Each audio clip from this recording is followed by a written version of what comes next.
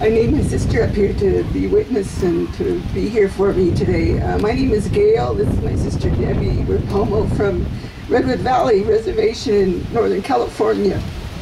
And we traveled here today because, just as our brothers talked about, we didn't go to boarding school, but my mother and my auntie were here. I have relatives that went to Sherman.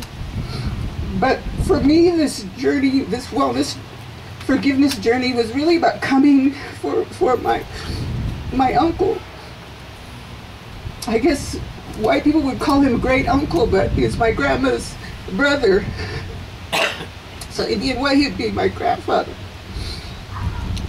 He was in that generation that went to Carlisle and Haskell, and he came back a wounded person, a wounded soul. It's been several years that my sister and I do work in community with, she works in domestic violence, I do work with healing communities and doing our own work. And we had gone to a conference talking about sexual assault and sexual abuse. And I remember driving home, and when I got home, I started thinking, and I went to my sister and I said, you know what? I said, I don't know if it's a dream or what. I said, but it came to me that Uncle, he molested me. I said, I can remember being a little girl, and my older sister, she broke down in tears. I said, am I crazy? Is it a dream or what? You know what? And she sat there just crying. And when she was finally able to talk, she said, he did to me too. And I went to my sister Debbie and I started talking to her about it. And she acknowledged that again, he tried to molest her and my other sister. Something happened to him when he was at the boarding school that I'll never know. He has since passed on. And I'm here because for his healing and for our healing as a family.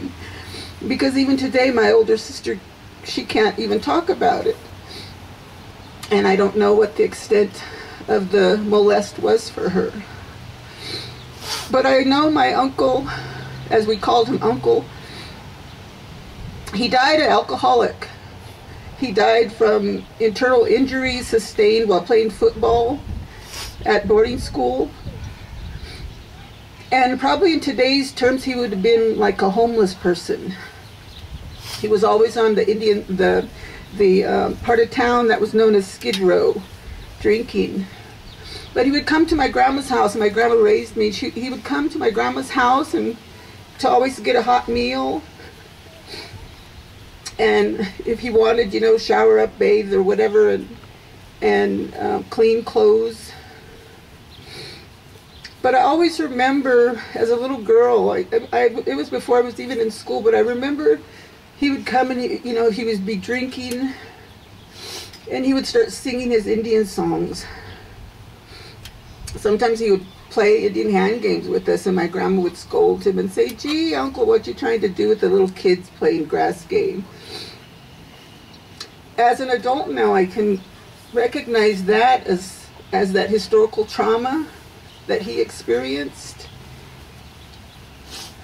And when Dawn talked today about speaking the unspeakable, don't tell the lie anymore, I came here to say that, put it out there that happened. And that when my uncle died, I remember his funeral in our Pomo way. When somebody dies, you put their feet in a basket because the basket's going to carry them to the other side. And I remember at that time we didn't have a lot of baskets. But my other grandma, her name is Annie Lake, she was a renowned Pomo basket weaver, and she had given me a gift basket. And as a little girl, I took my gift basket, I gave it to my mom. I said, your mom for Uncle. Put this in your uncle to carry him over to the other side. And even as a little girl, it's like I could go through that and have love for him.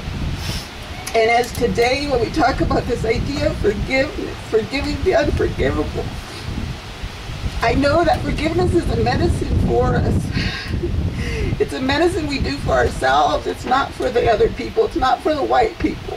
We're doing it for ourselves, because if we hold on to this pain, it's like taking a poison and hoping our enemy is going to die. It's a poison we take into ourselves.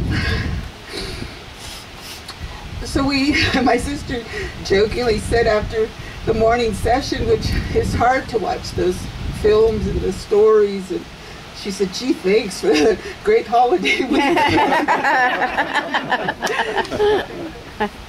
But I had to come here.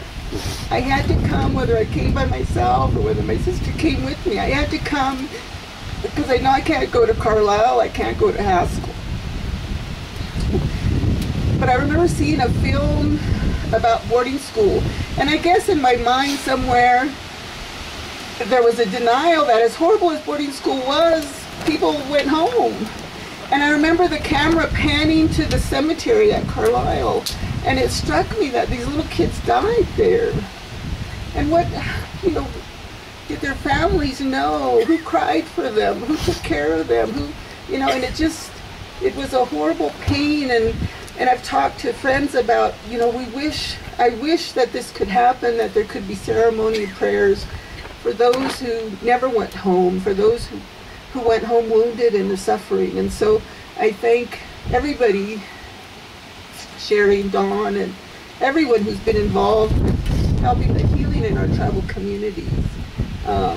Because forgiveness isn't for the weak. Forgiveness, you have to be pretty courageous to forgive. There's been lots of research on forgiveness, and for those of you who are interested, look up the Stanford Forgiveness Project. Because just the idea of forgiving, you don't even have, if it's so hard to forgive, if you just think about forgiving, your heart rate changes, your blood pressure changes.